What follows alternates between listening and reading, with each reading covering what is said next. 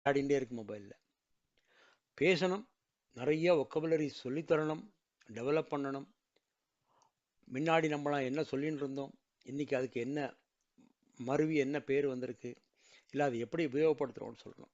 இது ஒரு சின்ன கதை. ஒரு பாக்யராஜ் படத்தில் சொல்லுவான், போய் நீ மிக்சர் வாங்கிட்டு வான்னு சொல்லுவான்.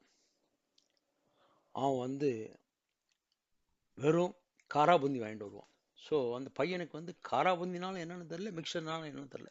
இந்த மாதிரி ஒரு ஜோக் உண்டு.